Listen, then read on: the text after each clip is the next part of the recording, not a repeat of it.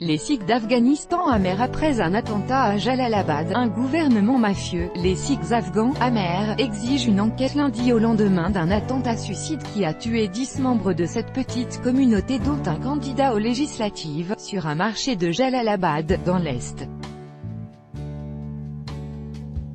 Mort au gouvernement, mort au président, Ashraf Ghani, hurlent les hommes au passage des cercueils sortis de l'hôpital et acheminés à bras d'hommes en cortège jusqu'au temple sikh de la ville, où sont rassemblées quelques 200 personnes, hindous, sikhs et musulmans confondus, tous bouleversés.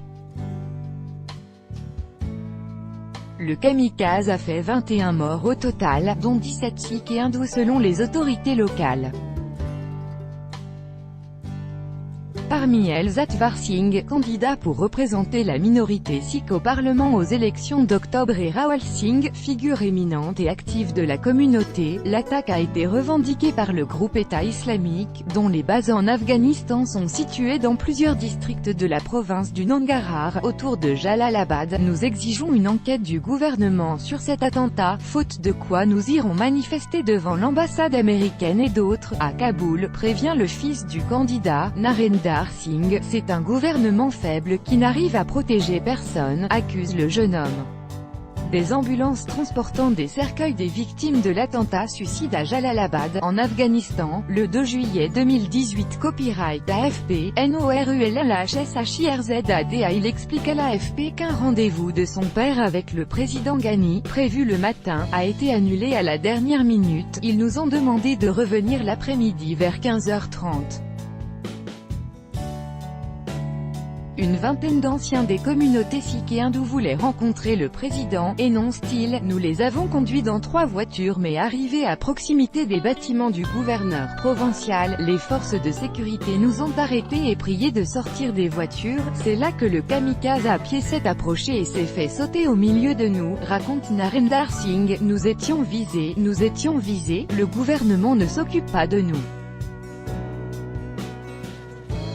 La communauté était importante autrefois mais la plupart ont fui. L'attaque a tué beaucoup de nos anciens, ceux qui aimaient ce pays plus que tout, conclut-il. Selon la représentation indienne en Afghanistan, les Sikhs et les hindous ne seraient plus qu'un millier environ aujourd'hui, à Kaboul, Ghazni, Sud-Est, et Jalalabad principalement, contre 50 000 estimés avant le début de la guerre contre l'URSS en 1979. L'exode a commencé, massivement, avec l'invasion soviétique, puis s'est poursuivi au fil des conflits successifs qui secouent le pays depuis bientôt 40 ans. Le sikhisme est une religion monothéiste apparue au XVIe siècle dans le nord-ouest de l'Inde avec la volonté de dépasser les clivages entre les 2 religions majoritaires dans le pays, l'hindouisme et l'islam. Musulmans, hindous, sikhs, nous sommes tous frères.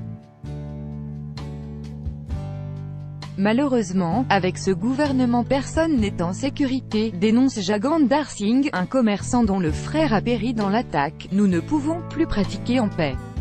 Si le gouvernement ne nous apporte pas de réponse, nous allons descendre dans les rues de Kaboul. C'est un gouvernement faible, cerné par les mafieux.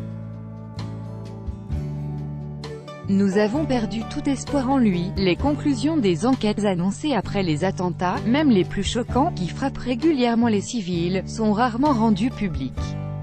Ce silence entretient la défiance et la suspicion au sein de la population. J'ai perdu l'un de mes amis les plus chers, mon cœur est en peine, indique Garmak Singh, légèrement blessé. Mort à ce gouvernement corrompu, mort à Ashraf Ghani.